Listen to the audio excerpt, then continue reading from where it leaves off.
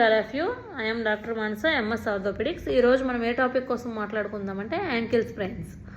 అసలు దీనికోసం ఎందుకు మాట్లాడుకుంటున్నామంటే కొంచెం మోస్ట్ కామన్గా స్పోర్ట్స్లోనా లేకపోతే ఎక్కువ అలా నడుస్తా కాలు మలబడిపోయినా సరే, లేకపోతే కొంచెం ఈవెంట్స్కి ప్రిపేర్ అవుతారు కదా పోలీస్ వాటికి, వాళ్ళలోన పోలీసుల్లోన, తర్వాత ఎక్కువ మిలిటరీ పీపుల్లో ఇవి కామన్గా వస్తాయన్నమాట యాంకిల్ స్ప్రెయిన్స్. దీనికోసం ఎందుకు చెప్తున్నానంటే 10 days బిఫోర్ నా ఓపీకి ఓ పేషెంట్ వచ్చాడనమాట. ఆ అబ్బాయి కూడా పోలీస్ ఈవెంట్స్కి ప్రిపేర్ అవుతున్నాడు. 25 years ఆ అబ్బాయికి ఉంటాయి. ఫస్ట్ ఆ అబ్బాయి స్ప్రెయిన్ అయిన వెంటనే ఒక ఆర్థోపెడిషియన్ దగ్గరికి వెళ్ళారు. ఆయన ఏం చెప్పారంటే ఆయనకి, నీకు పిఓపి పడుతుంది బాబు, పిఓపి వేసుకోండి అని చెప్తే ఆ అబ్బాయి సార్ చెప్పిన మాట వినలా. తను ఎలా అంటే కొంచెం కార్పొరేట్కి వెళ్ళినట్టున్నారు. తను ఎలా ఫీల్ అయ్యాడంటే, ఇక్కడ నాకేమీ బోనీ ఇంజూరీ లేదు కదా, నా ఎముకలు ఏమీ ఎరగలేదు కదా, అయినా సార్ ఎందుకు పిఓపి నాకు పిండి కట్టు చెప్తున్నారు, సో ఏదో మనీ కోసం చెప్తున్నారేమో, సార్ బెనిఫిట్ కోసం చెప్తున్నారని ఆ అబ్బాయి అప్పుడు ఆలోచించంటే పిండి కట్టు వేసుకోలేదు. మళ్ళీ 10 days తర్వాత నాకు ఓపీకి వచ్చారు.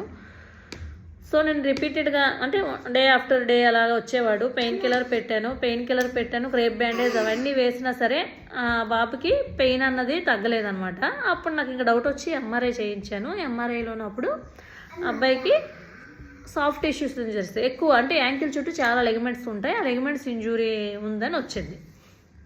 సో మీకు ఇప్పుడు చాలామందికి డౌట్, అసలు బోనీ ఇంజూరీ లేకపోయినా ఎందుకు పిఓపి చెప్తారని. ఒక్కసారి నేను మీకు డయాగ్రామ్గా చెప్తున్నాను. ఇది పెద్ద బోన్, మన కాళ్ళలో 2 ఎముకలు ఉంటాయి. ఇది పెద్ద బోను, దీన్ని టిబియా అంటారనమాట. దీన్ని పెద్ద బోన్ని, ఇది చిన్న బోను, దీన్ని ఫిబ్బులా బోన్ అంటారు. సో మనకి ఇక్కడ ఉన్నది ఇదన్నమాట యాంకిల్ జాయింట్. ఇక్కడ కొంచెం మీకైతే ఈ నేమ్స్ అక్కర్లేదు. ఇది కాల్కేనియం టాలస్. ఇక్కడ మధ్యన యాంకిల్ జాయింట్ ఉంటుంది. ఇక్కడ ఇగో ఎముకలు ఎరిగితే పక్కా మనం పిఓపి వేసుకుంటాము. ఇన్ కేస్ యాంకిల్ స్ప్రెయిన్ అంటే ఇంకా ఎముకలు ఎరగవు. ఇక్కడ సిండోసిస్మోసిస్ అని ఉంటుంది. సిండెస్మోసిస్ అంటే ఇది ఒక లెగమెంట్ అనమాట. ఇది మనకి ఎక్స్రేలో ఏమీ కనిపించదు. మనం చూడగానే ఎక్స్రేకి ఏం కనిపించదు. బట్ ఒక 2-3 days మీకు ఫస్ట్ పెయిన్ కిల్లర్స్ పెట్టినా, ఇంకా పేషెంట్ ఇన్ కేస్ కొంచెం అడిగేస్తున్నా నొప్పి ఉంది మేడం అని వస్తే మేము సస్పెక్ట్ చేసేది అయితే సిండోస్మోసిస్ ఇంజురీ ఉంది అని, సిండోస్మోసిస్ ఇంజురీ ఉందని మేము సస్పెక్ట్ చేస్తాము. సస్పెక్ట్ చేసి అలాంటి వాళ్ళకి అందరికీ అసలు అన్ని యాంకిల్ స్ప్రెయిన్కి ఏమి పిఓపి అడ్వైస్ చేయము. ఇలాంటి వాళ్ళకి కొంచెం గ్యాపింగ్, ఇక్కడ మాకు కొంచెం రేడియోలాజికల్ ఫ్యూచర్స్ అనేవి మాకు కొన్ని ఉంటాయి.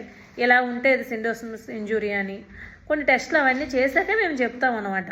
మీకు సిండోసిస్ ఇంజురీ ఉందండి, స్ప్రెయిన్ మీకు అర్థం అవ్వదు కాబట్టి సిండోసిస్ అంటే మీకు లెగమెంట్స్ తెగేయండి కామన్గా చెప్పేస్తాం. మనకి ఇక్కడ యాంటీరియర్గా కొన్ని లెగమెంట్స్ ఉంటాయి, లాటరల్గా కొన్ని లెగమెంట్స్ ఉంటాయి, పోస్టీరియర్గా బ్యాక్ సైడ్ కూడా లెగమెంట్స్ ఉంటాయి. ఏ లెగమెంట్స్ ఇవన్నీ కూడా మనం నడుస్తున్నప్పుడు యాంకిల్కి స్టెబిలిటీని ఇస్తాయి అన్నమాట. ఇందులో మోస్ట్ కామన్ ఈ సిండోస్మోసిస్ అనమాట. ఇది కానీ ఇంజురీ అయితే పేషెంట్ కొంచెం నడుస్తున్నప్పుడు ఈ 2 బోన్లు పట్టుకొని ఉంచుతుంది కదా, అది ఒక ఇంజురీ అయినప్పుడు తను నడవలేరు అనమాట. ఎక్కువ పెయిన్ వచ్చేస్తుంటుంది అనమాట. కొంచెము వెయిట్ బేరింగ్ కూడా పెయిన్ఫుల్ అనిపిస్తుంది. అందుకు మనకి అసలు ఇది ఉంది అని తెలియాలంటే మనకి కన్ఫర్మేటరీ డయాగ్నోసిస్ అయితే ఎక్స్రేలో కనిపించదు కాబట్టి ఎంఆర్ఐ చెప్తాం. ఎంఆర్ఐ కాస్ట్ మామూలుగా ఎంఆర్ఐ కాస్ట్ ఎంత? 5,000.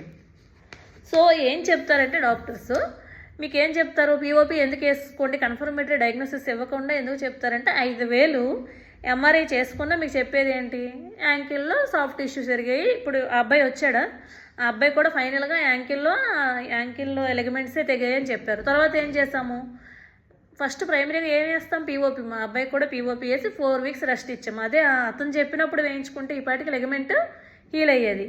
అందుకు మీకు ఎప్పుడన్నా ఆర్థోపెడిషియన్ దగ్గరికి వెళ్ళినప్పుడు ఎప్పుడన్నా మీకు యాంకిల్స్ పెయిన్ ఉందండి పిఓపి వేసుకోమంటే పిఓపి వేసుకోండి. మహా అయితే 3 weeks 4 weeks రెస్టే ఇస్తారు. ఎంఆర్ఐ ఎందుకు తీయించరంటే ఎంఆర్ఐ ఒక 5,000 కాస్ట్. 5,000 ఎంఆర్ఐ అయ్యాక మీకు ఫైనల్గా చెప్పేది కూడా యాంకిల్ లెగమెంట్ ఇంజూరీ అని. అది అయ్యాక కూడా పిఓపి, అదొక పిఓపి కూడా ఒక 4,000 కాస్ట్, మొత్తం 9,000 అవుతుంది.